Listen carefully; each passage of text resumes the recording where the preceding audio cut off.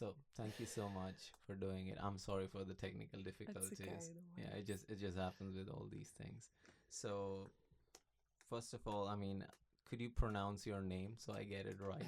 Of course, it's Elena Yeah, Vacchelli. Vacchelli, Elena Vacchelli. That's Yeah. great. So how I want to start this would be from sharing just a brief detail regarding what kind of topics you would be interested. It's because I mean I'm very much interested in all the social researchers. I mean my background, a little bit of it is in sociology, Yeah. so that's why I'm really excited to hear. Please, Yeah. Right. So, should I say a little bit about myself first, where I'm based at Greenwich please, and things like that? please. Right. So, I'm a senior lecturer in sociology. I joined Greenwich University a year and a half ago, more or less. And I'm currently based in the Department of History, Politics, and Social Sciences. I'd like to, well, present my research in three different strands, although these strands are really difficult to separate, they do overlap. Maybe it's clearer if I highlight the three different strands. So, the first one is my research in creative and participatory methods. So I've been using these methods for a while now, and I have a book actually coming out next week. It's gonna be delivered to my doorstep. It's entitled Embodied Research in Migration Studies using creative and participatory methods. Maybe we can talk about it later. Yeah, The second strand of my research is concerned with migration and diversity. As part of this research strand, with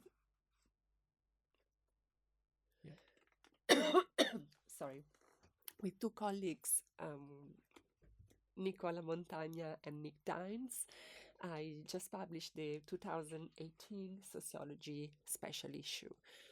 Sociology is the BSA official journal, and it only has one special issue a year. So, in the special issue, we looked at the nexus between integration. A second strand, can I say it yeah, again? Okay. yeah, sure. A second strand focuses on migration and diversity, and in particular on my research with women organizations and migrant women. So, as part of this trend, I recently co-edited a special issue for the journal Sociology. So, Sociology is the official BSA, British Sociological Association journal, on migration and the crisis in Europe. This special issue looks at the nexus between migration and the crisis, and really problematizes the concept of crisis and how crisis and crisis narratives have become a way to really interpret a lot of social phenomena and to trigger the kind of responses that are given at a policy level, Yep. also on the ground. So, I mean, so there are two, three topics here.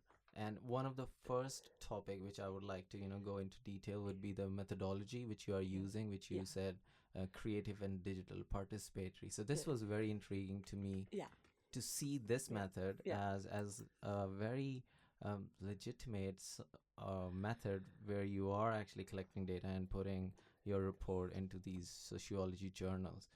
But before that, I always found that anyone who picks up social research, they must be living a diverse life. So what would be your personal journey into actually deciding that, oh, you know what, I want to do social research or sociology, and then you can say that, what, how you came to the topics, which is, I guess, migration is one of the yeah. most interesting one.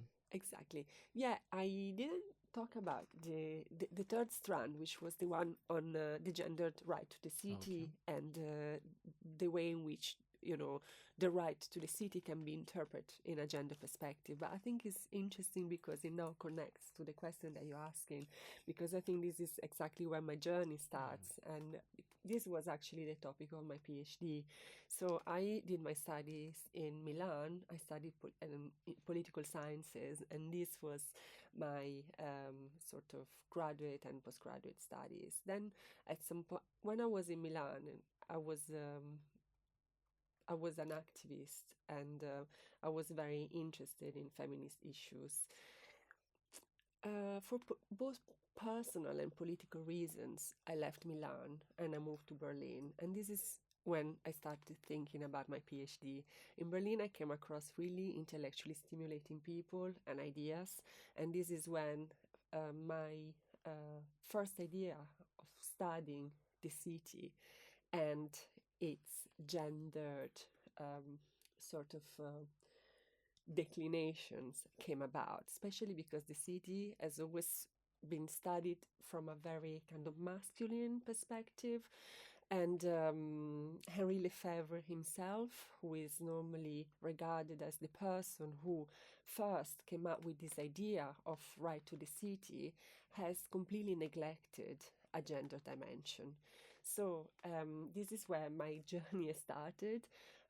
When I was based in Germany, however, my German wasn't good enough to write a PhD in German. It was okay to have a conversation, but not to write a PhD. So I decided to move to England instead, where I could like write a PhD in English while improving my English in the meanwhile and do it for a reason. Right, so yeah, so I did my PhD exactly Okay. on that So topic. that's how Yeah, you yeah, started getting interested into. in this kind of topics. And then when I finished my PhD in 2009, in my PhD I looked at Milan and I interviewed feminist activists of the 70s and contemporary one to um, like understand the way in which they appropriate urban space in different ways, um, and how they conceive the public sphere, because this is very central to any feminist debate about the city. Um, I finished my PhD in 2009, and in 2010, I started working at the SPSE, which is the Social Policy Research Center at Middlesex University. Despite the name, this is a center that actually works on migration, and this is when I started working intensively on migration issues, working with really pioneer scholars in the field, and it was great. It was a huge learning curve, and I worked on several projects like European projects, funded by local authorities and national ones. So it was an excellent experience. So you just did a research, and which is pretty much, I think, close to migrant women, or I think it is on migrant women. Those are the sample size Yeah. for your study. But the methodology which you Yes. use, that is something which I want to Yeah. explore more in depth. Yes. What is this methodology? If let's say, if I mean, I have no idea. Maybe heard it first time when I Yeah. read one of your papers. Really? Yeah. Okay. So Yeah. just give me from scratch, like how Yeah. did you, who developed it, how did you came across Yes. it, or how did you engaged with it? Okay, that's a really good question, because I would say that the starting point for it, strangely, was my teaching. Because when I was at Middlesex, I was directing an MSc in social research, and I was also teaching qualitative research. And I think it's a really good example of how research and teaching can really mutually um, reinforce each other. Yeah, and how the interplay between the two can be fruitful, because teaching qualitative research really made me engage really deeply with epistemological assumptions about the way in which research is produced, knowledge is produced. And I came across as well feminist research, because this was clearly my interest. And the whole reflexivity idea.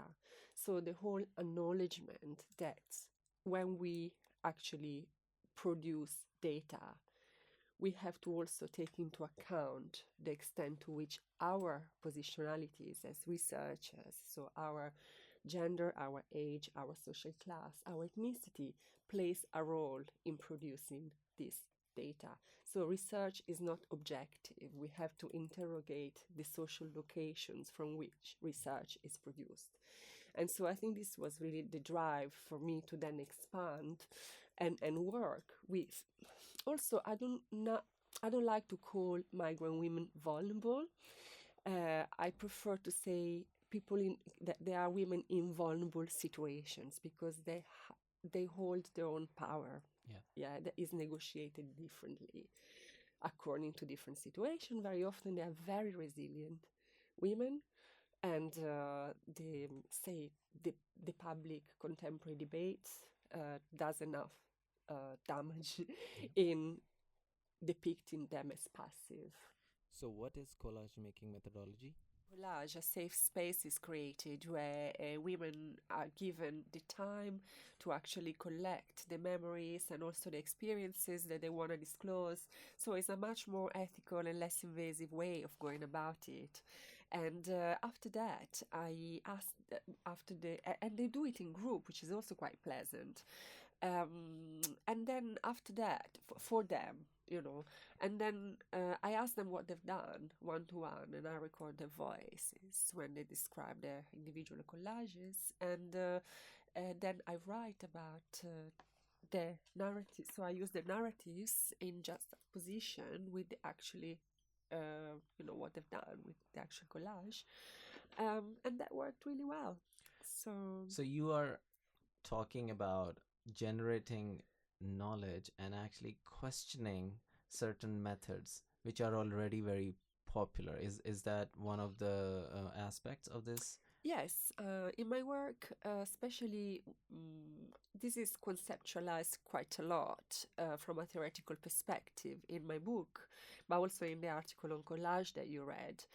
I use this concept of embodiment, and embodiment is really about acknowledging that the body is both material and is discursive, and that the body tends to reproduce discursive regimes in ways that we don't always control really consciously.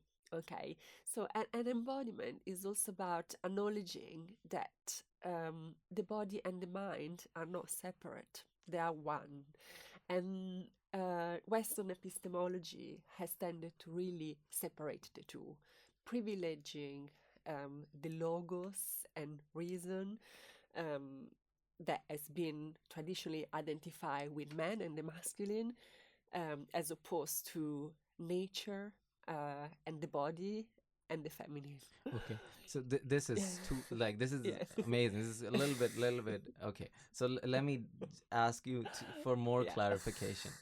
So, Yeah. so I'm gonna maybe ask you questions from my point of view, and Sure. then you can be like, oh no, this is completely wrong, Okay. and or maybe, oh no, what about this side? Right. So I mean, I'm what is exciting in what you just said is that you are actually questioning the blueprint of most of the research which has been done on these kind of topic, where we actually generate knowledge, and that ultimately goes to build policy. But what you are offering is something um, more compassionate towards the people who we are researching, Yeah. and then trying to encompass uh, holistic values, which also include that what is going on with the body, and rather than just thinking about hard memory driven truths. Is this something which you just talked about? I think your question about policies and what inform policies is really interesting because funders, even when you apply for research, tend to really privilege hard data and quantitative data. So I'm not arguing against quantitative data. I'm saying that quantitative data do something different, and Yeah. the quantitative data should be complemented by qualitative data, and that an all-round research should take on board both approaches because they lead to different kind of findings and help you to conceptualize social issues in a more complete way, So as so far as I'm so concerned. we are talking about, I mean, perceptions, and no. Um, it's not really perceptions, is that if you think about qualitative data uses personal experience, draws on people's personal experiences, because this is all you can ask when in the context of a focus group, in the context of a structured interview or semi-structured interview. So people's experiences are really at the core of what qualitative research is. But that doesn't mean that this is wishy-washy and that you don't have to go about it in a very rigorous way. Because when you problematize quantitative research is also based on people's experiences, the experiences of people who respond to a survey or the experiences of people who design the survey. So I mean, this is so I think you're trying to encompass like a whole emotional range also of a participant who is actually participating in this research. So encompassing emotional and their stories with both of these ideas would actually maybe bring out a more honest experience which we are Yeah. trying to get out of them. Is this something? Yeah, it is honest experiences, but the final aim is not to get to an absolute truth. So it's about how people make sense of their own experiences. Yeah. So I mean, of course, I mean it makes sense. Pretty Yeah, much, it's about we have a sense of subject. So of yeah, course, we are yeah, thinking inside of us. yeah, And why would you ignore that? First of all, this is very important, which you yeah, are right that it yeah, has been ignored many times. yeah, And it's easy, I think, in sciences, the hard sciences, to maybe just be objective or have a perception of being objective. yeah, Even now they are realizing that, oh no, we can't even be objective. Even if you put a light yeah, on, it just changes. So yeah, the critical social psychology is working a lot with these concepts and concept of self. yeah, So if you have a body which have a self, and that is how the interaction with the world is coming out, to encompass body and the sense of self, I think would make a way much more sense if we are trying to uh, get to some of the again, I don't mean truth, yeah, not to the truths, because we yeah, don't know what the truth yeah. is, but closer to what the experience of a person we are studying Yes. is. So you. Yes, it's about welcoming this experience and representing this experience in an ethical way that takes on board people's emotions, as you said before, as well. And So yeah, so you talked about body and mind. yeah. I mean, what do you mean by that? How do you define that, and how did you Oh. include? It's okay. It's Whoa. yeah. Right. When I talked about body and mind, I suppose I was referring to the kind of paradigm that has shaped Western production of knowledge. And I was referring to Descartes, who has said, I think, therefore I am. And by doing that, he has separated the mind from the body. There have been philosophers who have tried to overcome the separation. For instance, Spinoza has been amazing in arguing for monism and bringing them together.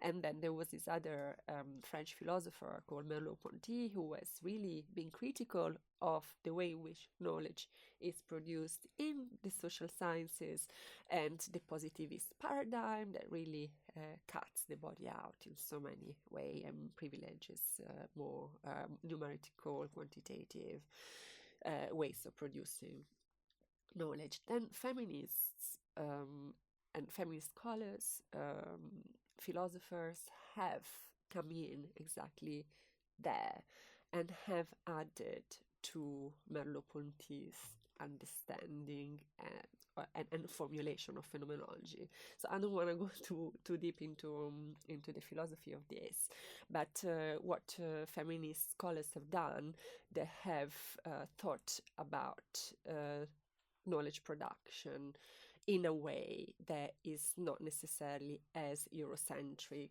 is more contextualized, and where people are given a social location.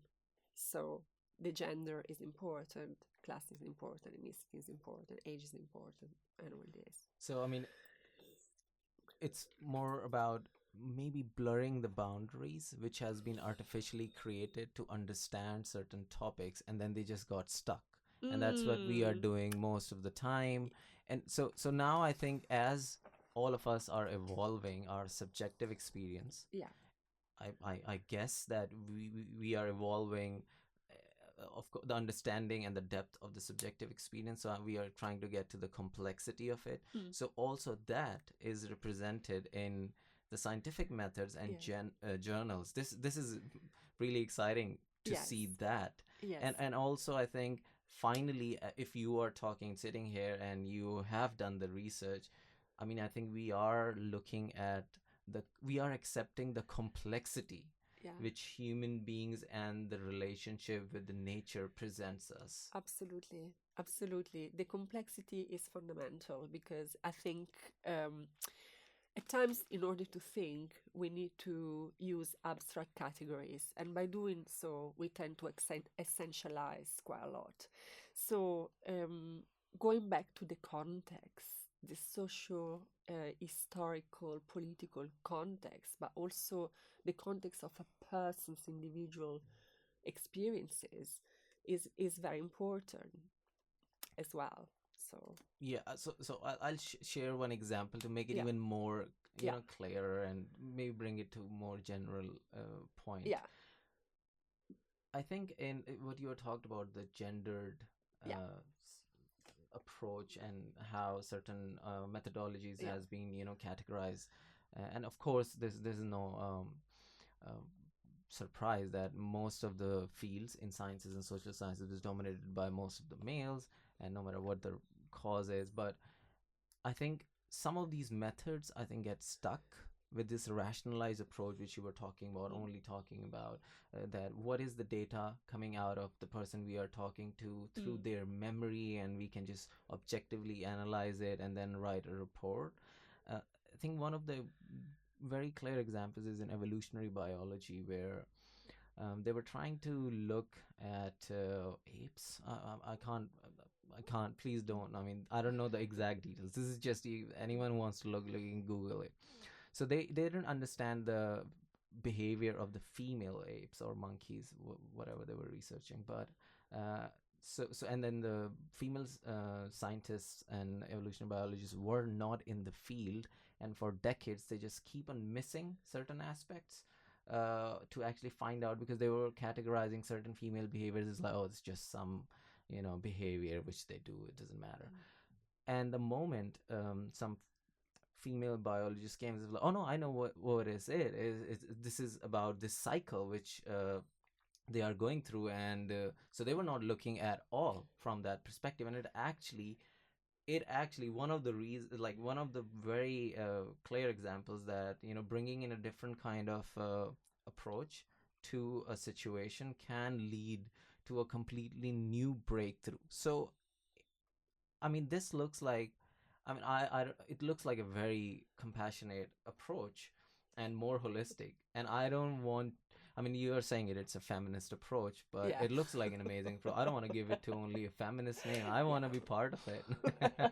You can. Here Be I my am. Yeah. guest. So is this, I mean, this looks like an approach which seems like brings in more emotional perception and range of emotions. Let's I not think, use yeah, perception. emotion is certainly one aspect of it. There is also the social construction as well, because I think in the example that you made earlier about, the apes, I think there is an element also of social construction. So the extent to which people also uh, as the understanding is very often a social construction. Something else that, because, not everything is limited to gender. And if you think about the fact that identity politics in the 70s, the way that they were actually initially articulated and understood, they functioned on, you know, the separation of different siluses. So you had like, yeah, the feminists arguing, yeah, women, we want to be recognized. Then you had LGBT groups say, we are, non-heterosexual, we want to be recognized for that. You had black people saying, hey, where are, especially in America, where are Afro African American voices? And then you had the students and the workers movement saying, what about social class? Yeah.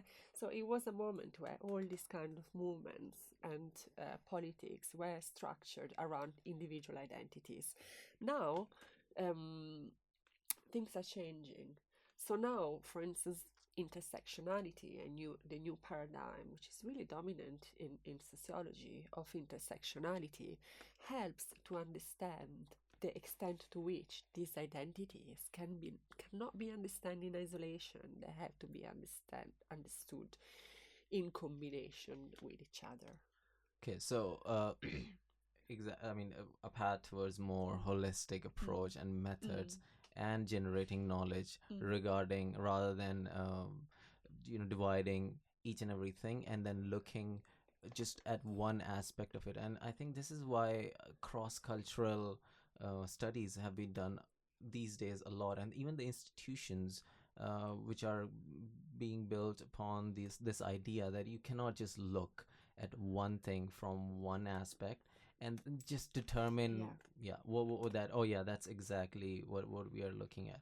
So absolutely. what did you find in one of the what were the stories, if you want to share, of those migrant women you found, or do you want to share something, what kind of results came out of that? Okay, so just to give you an example of how the methods that I use work, another approach that I use is digital storytelling. So digital storytelling is really interesting because it aims at producing a very short clip that is normally a video clip but doesn't have talking heads or the people who actually participate, realize that short clip don't actually appear themselves. Their voice does. And so it's a method which is really centered on voice, and these films are realized through a couple of days workshops where participants are elicited, or participant stories are triggered through certain activities until a story is created. Okay, so for instance, in the workshop that I run actually at my place with a storytelling facilitator, another researcher, and six migrant women of different origins. Some of them were of African origin, some of them were actually European origin. They were all volunteers in third sector organizations. Um, wrote their own stories. And at the end of the stories, they read their story, which was then recorded. By looking at the stories, you can see how, for instance, one Mexican woman came to the UK as for marriage migration. So she met somebody British, who she fell in love with, and she came to the UK. But then she experienced all the kind of de-skilling that a lot of Latin American women experience when they come to the UK.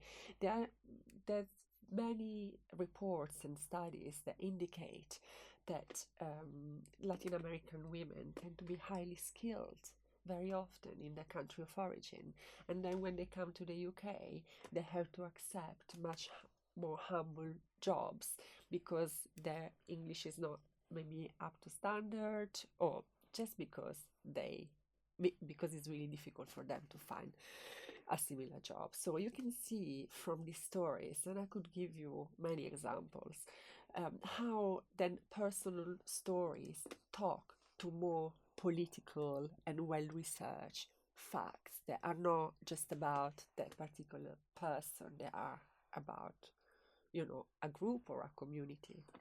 Yeah, I mean, I can totally in somewhat level relate to it, because one of my journeys is something similar. I mean, nothing like that, of course. I can't even imagine what they went through. Yeah. But so, what was the different result you think which came out of this methodology? If so, let's say if you would have done some interviews and that's all what would have happened, or a focus group.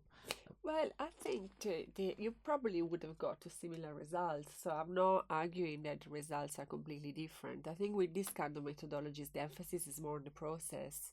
So you can write on the process, how the process comes about. You can reflect more on the ethics of doing research. You can reflect more on the importance of voice. So you just look at different aspects of the research process. I'm not arguing that this kind of methodology lead you to completely different Yeah. findings. So, what are you doing next with this research? I mean, what's going Yeah. on afterwards? Right. Yeah. So I'd like to say a little bit more on my research on migrant women, maybe that I looked at. I looked at the position of migrant women in British society.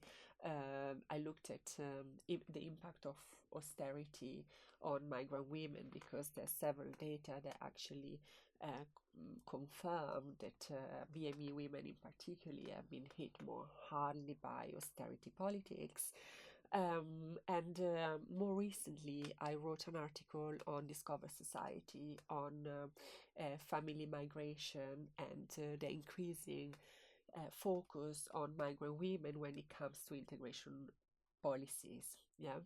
And if you look at the latest report, the Casey review on integration in the UK, this review really has an issue with migrant women, and migrant women are represented in a very problematic way. Then this kind of perspective is being echoed in a more recent integration green paper that also has created a lot of debate and frictions really around the fact that yes, a lot of this strategy is viable and very welcome, but some academics are and communities are not particularly happy about the fact that Muslim people, in particular Muslim women, are singled out in this strategy.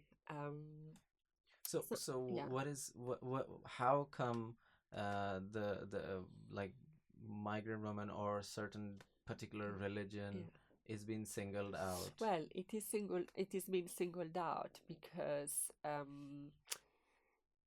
it's for several reasons. I mean, it's Yeah. a really big topic, but because um, Muslim people have been held responsible for the failure of multiculturalism.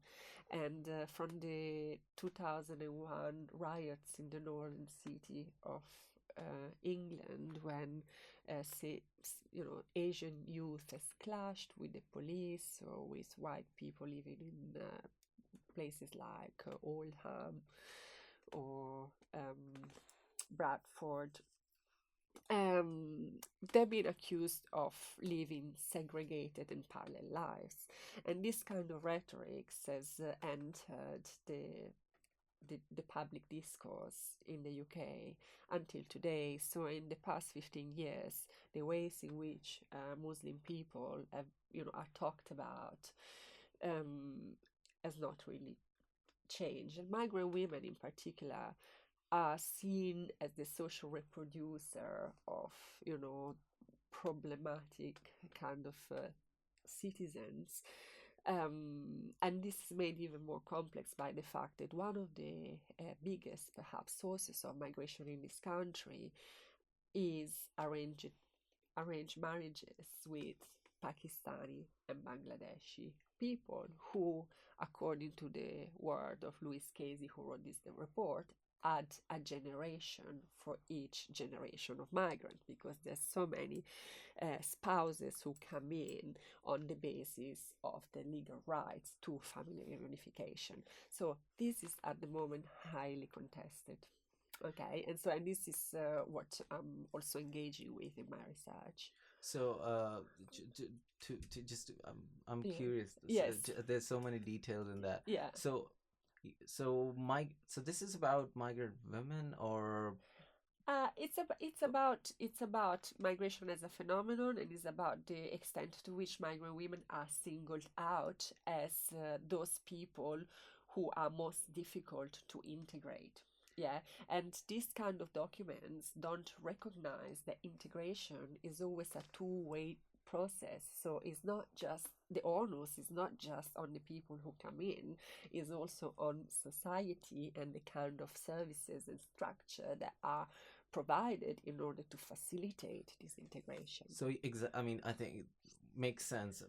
If I'm getting Yeah. it right, you're not saying that, oh yes, they are completely coming here with a adopting of whatever your society or society over here Yeah. is, but it's been already criticized a lot that all of the problem lies on the people who are coming to the city or the UK country, but Yeah. we don't have any responsibility, or as if there is nothing which could be done. So, so regarding the Yeah. migrant woman Yeah. coming here, Yeah. I just want to know that what are the steps which could be taken to actually balance that narrative? Yeah. For instance, one important step would be to recognize that migrant women are very often active subjects, that they have an agency. They are not just passive subjects who are, at the receiving end of patriarchal norms. They are not just those people who actually are, those anti-modern subjects who are actually just perpetrating these very backward practices such as, child marriage, arranged marriage, and all these,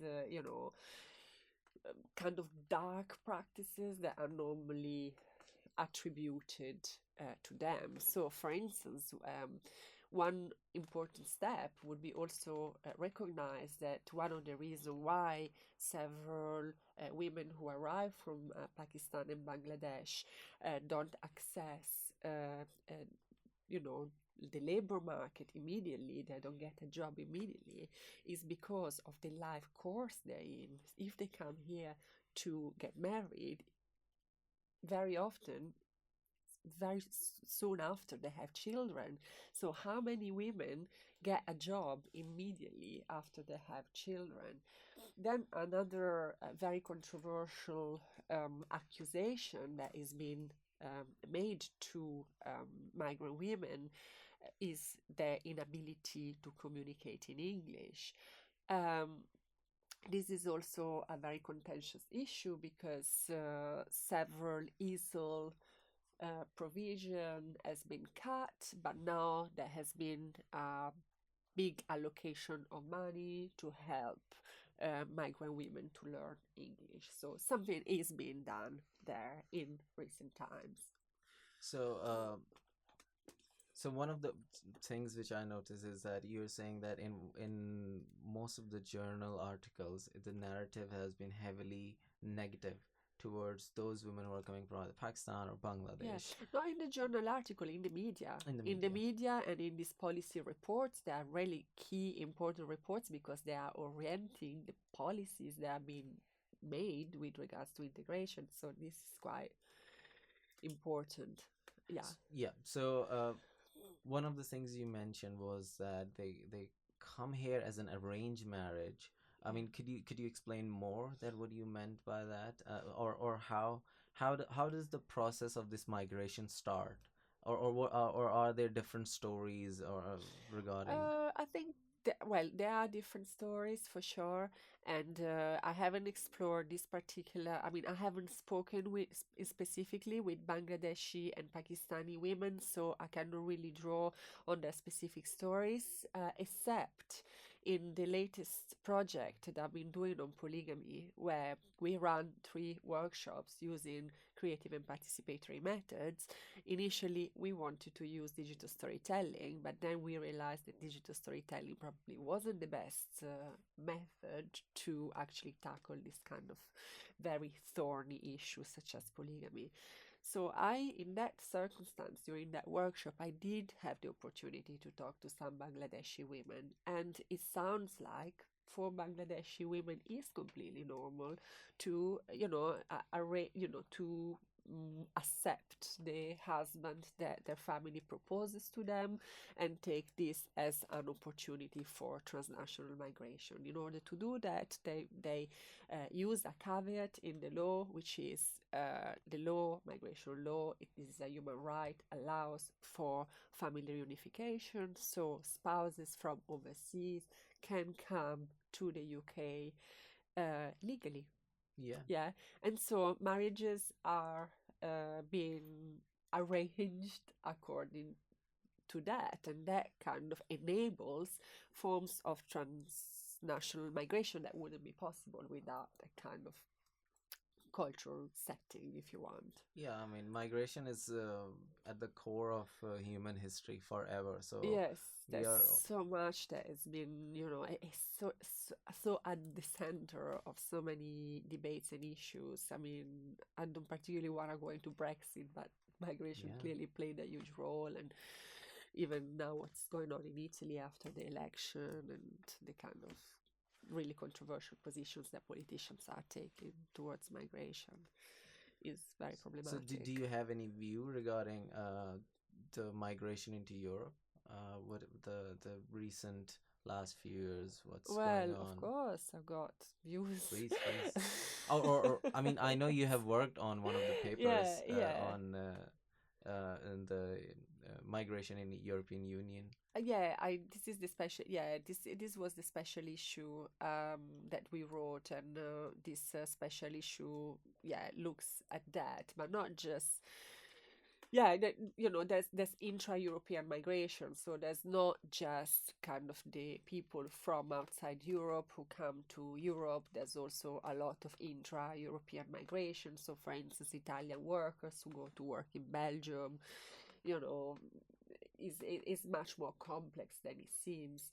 I mean, with regards to the kind of migration that is happening from the African continent to Europe, of course, Italy is like a gateway for that, and this is a very complex issue because policies have been reinvented all the time. The kind of borders agreement are changing all the time, and the kind of opening or closing all these gateways that creates massive processes. If you think about what is happening in Libya now, that not as many migrants as before arrive from Africa, this is really telling.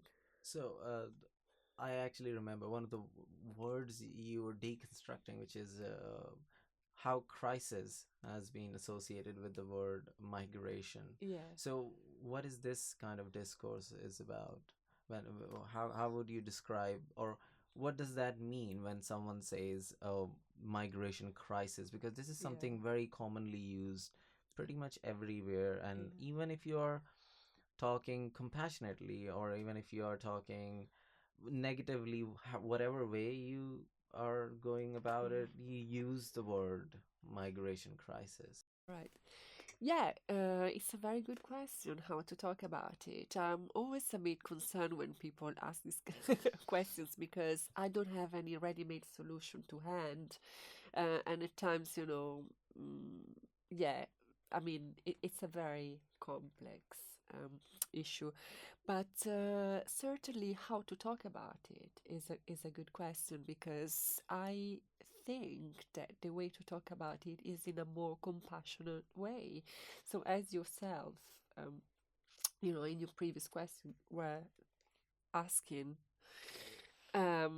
compassion is No, I think this is very is important. You important. are right, because when in first part of our conversation we were talking too abstractly about all the methods Yes. and why these Yeah. integration is important and why Yeah. accepting Yeah. complexity is important. I think it is good if we clarify that why are we talking about that method in Yeah. so much depth without any examples. It's because the intentions are very important, I think, Yeah. in research, or Yeah. if you are trying to Yeah. solve a problem.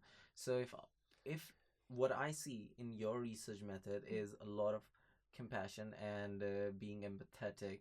So I think if any knowledge or even scientific procedures are done through these approaches which represent these values, I think it is a very important thing. I do really admire Mm. you for that. And that is one of the reasons why I wanted to talk to you. So I think it is important that we do mention these kind of This, yeah. yeah. So Yeah, absolutely. And going back to the compassion point, for instance, right, when people arrive to Italy from Africa, people think, oh, there is this distinction between the deserving, the undeserving migrants, the people who actually have the right to apply for refugee status, and people who are actually just economic migrants and therefore like a less deserving kind of migrant, okay? But then, if you look at the journey that they went through before taking that shaky boat that might or might not take them to the other side of the Mediterranean Sea, um, is full of, you know, really grueling experiences. People, especially from Eritrea, lots of people have to flee their country, go into Sudan, stop in countries between Eritrea and Libya to make the money necessary to give to the smugglers. When they arrive to Libya, they risk being kidnapped by traffickers and taken to Egypt, where they are subjected to torture and extraction of organs very often. So you can see that these people that we refer to as, in a disembodied manner, as the migrants, have these stories and they do risk their life to come here. So they don't risk their life just to give it a try and see how a different life would look like. They do it because they have really, serious reasons to do that. yeah, there's no other choice. I mean, Absolutely. there is either death Absolutely. or Yeah. just constant torture, and Yeah. that is Yeah. one of the big reasons. I mean, this is Yeah. very fascinating Yeah. that most of the people who come, so I'm not even talking about that who is deserving and who is not, and but it is fascinating that people who come through these difficult experiences, we would call them as undeserving, while not realizing that why would, as just as a human nature, why would someone bring their family and the kids through this horrendous method which we would not even think of actually just adopting in any way, even for fun, even for Yeah. dreams, and what is behind it. So some people just say that this is not our problem. I mean, what is the answer to that? I mean, they say, oh yeah, they're born in some other continent. And this is one of the comment I actually heard from my partner's friend. They were talking about, and they are in Europe, so they talk about that. Yeah, this is not a problem. They are born somewhere far away, and they bring in. It's again same thing which you were saying. It's a lot of pressure on our country. This is not our problem. I mean, what's your approach to these kind of language? Um, I mean, very critical. I mean, I don't, yeah, I'm very critical of that kind of language and the way it is dangerously reproduced in the media. For instance, if you go to the Migration Museum, which is a really interesting place to go, I brought my students there this year. There is a wall full of Daily Mail titles demonizing migration. And I think it's so interesting to see all those titles saying like completely unfounded, unempathetic, demonizing statements, reinforcing this crisis narrative that migrants are here to steal our jobs and that they are dangerous people and that they are potential terrorists, which is what the dominant discourse also says, um, is totally regurgitated by the media constantly. So it's no wonder that people like the person you mentioned just now kind of has these superficial positions on the subject matter. Yeah, I think with migration, it is true that you have worked on the discourse of the word itself, because we don't give it enough deeper thought. You don't have any migrant. I mean, when I say you, I mean anyone Mm. who's talking about it. They might have not experienced themselves that Yeah, what it is, yeah, never have been put into yeah, that place. yeah, So would be easy to just borrow a ideological conception, which is just very easy and it's available, and then while you are borrowing it, it also comes with like a group. So you are now part of a group, so you belong somewhere. And so these all pitfalls, I think, are there, and it is very important to actually deconstruct and maybe ask people to think about what okay, if you think there are challenges and there are problems, you think from yourself, rather than having hate or a split. Again, anytime we have a problem or a difficulty, I think sometimes we get into this state of me and you, which is common sometimes. yeah, And it's easy to get into me and you when the yeah. difficulties are. Exactly. Yeah, very true. It's about othering people who are not like us, and it's about a very kind of deep-rooted sentiment of a need to belong, and by wanting to belong, defining who is part of your group and who is not part of your group. So, and I think for us, probably these kind of problems resonate particularly because, I mean, I am a migrant, although I am an European migrant. So, but I come from south of, Europe that has its own problem, and I live in the UK that at the moment doesn't see particularly favorably European migrants. So, and your origins are from Pakistan. Yes, I'm. So, but were you born here? No, no, no. I am No. also a migrant who went Yeah. through a very brutal process. Yeah, I mean, Right. it's classified. I can't even share how Right. brutal it was. I'm Right. kidding. I'm kidding. Not Right. really. It's just so many people just go through this brutal Yeah. process. But I mean, there are problems in migration, of course. That's why it's a difficult topic. And problems do originate because we have now built borders, and now many of our cultures are very, very separated. So of course there would be tension. Okay, let's call it tension. So what would be the tensions which you think are created through migration? Or do you think that all the tensions which has been pointed out are superficial? I don't think it's superficial at all, and that's why I'm studying it, and I think there's so much to say.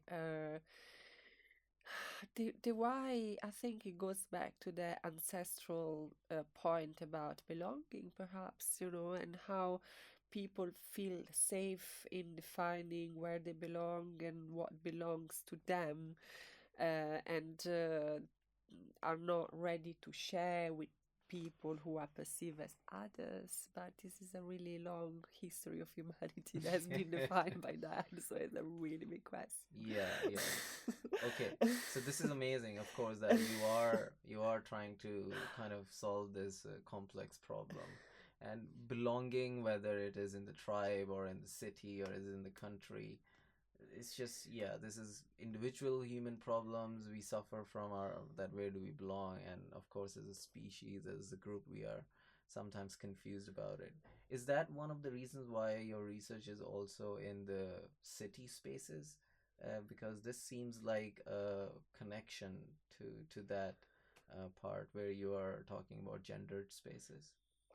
um, well, no, I think I've been interested in the city because the city provides symbolically an imaginary for decision making, the agora, the square, the place where decisions are made, and also because the city is an unbelievable, intricate, complex set of people and issues and organizational layers. And in cities, the whole idea of citizenship comes from the city as well, right? So the reason why I'm interested in city is because this is where most studies have been done as well, about how women appropriate and use the city. Up until the 80s, there was this emphasis on like dangerous spaces for women, so spaces that were unsafe for women to go, because of this fear of attacks or violence, sexual violence. Then it wasn't until the 90s that the city was seen as a more emancipatory space for women. So where you can just go, you can use the city, use what the city, you can be yourself, you can anonymize yourself if you want, you can find your groups, become an activist if you want, and just live your life, maybe without the burden of being, stigmatized or judged according to sexist biases, which is what very often happens in smaller towns or rural settings, I guess. Yeah, so it is a way to actually free femininity, or is that why you're talking it as a feminist approach towards the cities, because women are more free of the old stigmas when they are in the cities? Yeah, there is an argument uh, for that, for sure, that the city can be a more, a space where women are more free to appropriate their or even to play out their identities in the way that they want to play out. This is one of the arguments. But yeah, but the city has been studied in a gender perspective also from a more planning, for instance, um, to a So more planning, say, lens, because some scholars have said that cities tend to discriminate women because cities are shaped on the whole idea of production. So even if you look at London, right, London is all connected centrally, but then when you have to go from a part to North London to the next part of North London is really difficult. Yeah, and so this has been really also interpreted from from a gender perspective by saying that this kind of production bias in building city favors, men, or it has very much done so in the past, and for people who are dedicated to social reproduction, so care of the elderly, of the young. This is cities are much more difficult to navigate. If you think about accessibility to public services, for instance, how many tube stations in London don't have an elevator for women to go around in the prams, for instance, right? So there's so many aspects of the city that can be looked at in a gender perspective. So in terms of access, in terms of appropriation of space, in terms of how the identities are played out, so you can really that's very interesting. I become mean, actually, creative. so the city, just the plans of the city Yeah, itself has a yeah, certain bias towards production, yeah, and that creates a lot of barriers, very of much course, so. towards, yeah, it's a very interesting point, Yeah, but I think that is a problem with with an overemphasis on production, yeah, and yeah. yeah, so Definitely. And also, with regards to city, is also how are now the city planned to favor consumption spaces at the expenses of public spaces, such as squares.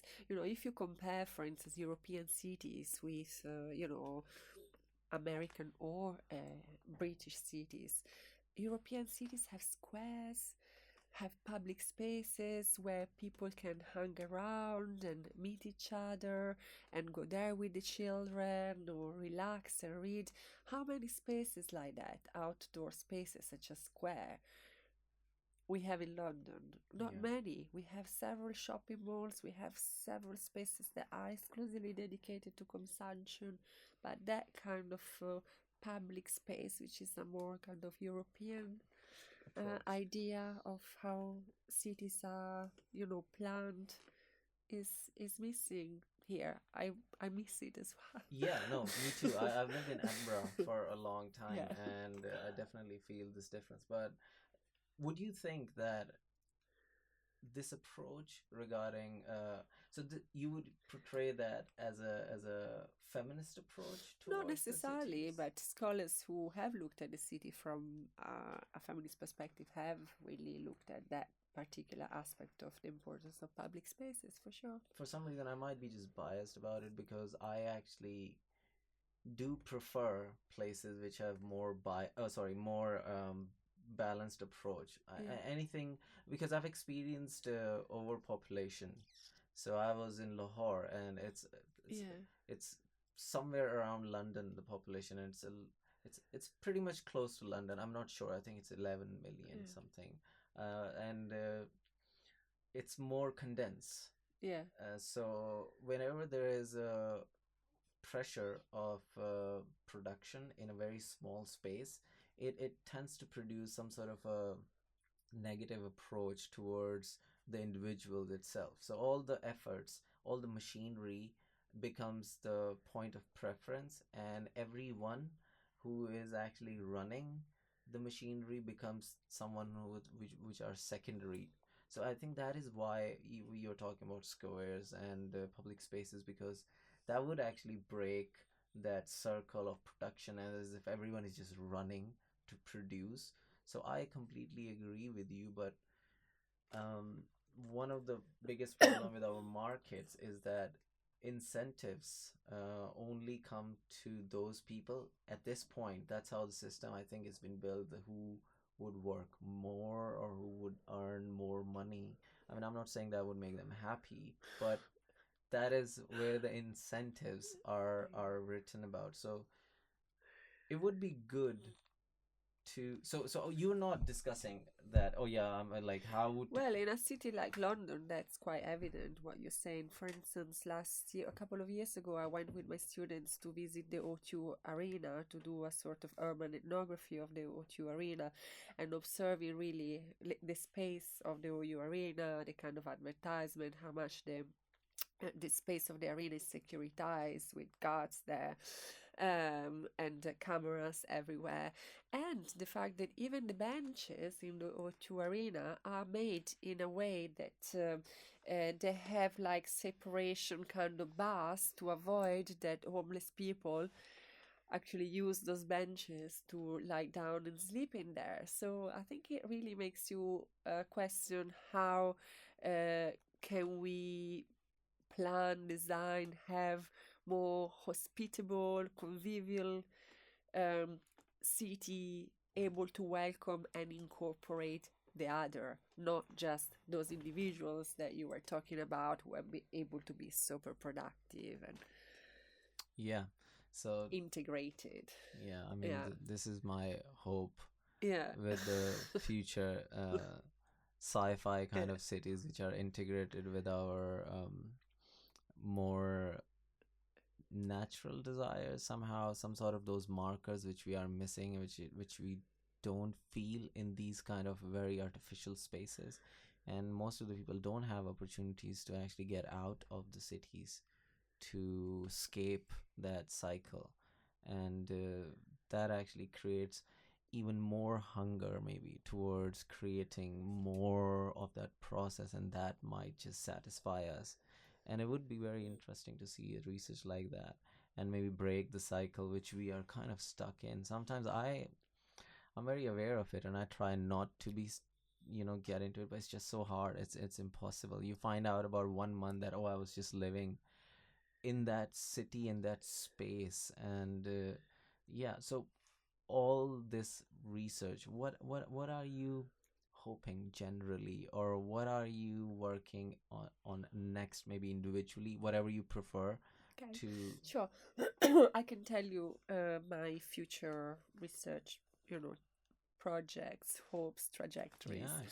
So basically, at the moment, I'm writing up a report on the polygamy project um, that I mentioned before. I actually received some funding from the faculty to create an impact for the REF for that project. So, as part of that, I'm organizing a community event in a housing estate in Finsbury Park where I will launch this report, and all the participants, all the migrant women who came to share the stories during the workshop will be invited, but we decided to frame it more like a celebration rather than a conference. So we'll have the research launch, and then we'll have pictures, music, food, and so this is something that's going to happen quite soon in early July. And then again in early July, I'm organizing an event for the Applied Sociology research group. And as part of this event, there will be opportunities to network and to really reflect on methodological imaginations, which is the title of the event, where people are invited to share their research practices and how they are creative in their research work, what their epistemologies are, how they co-produce knowledge, how they work with communities.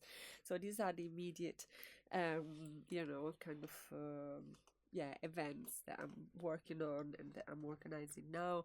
And then I have a set of conferences I'm attending in the summer, and I'd like to soon have the opportunity to spend more time and more resources on the polygamy project. So ideally, I'd like to set up a bigger project and work on it more systematically.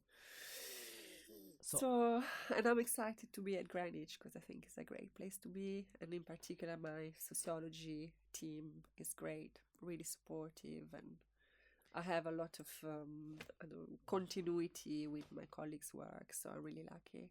I mean, I'm thrilled that someone is working on finding out new ways and more holistic ways to generate knowledge and to look at it. What would be the better way to do it, and inviting everyone else and integrating all of that.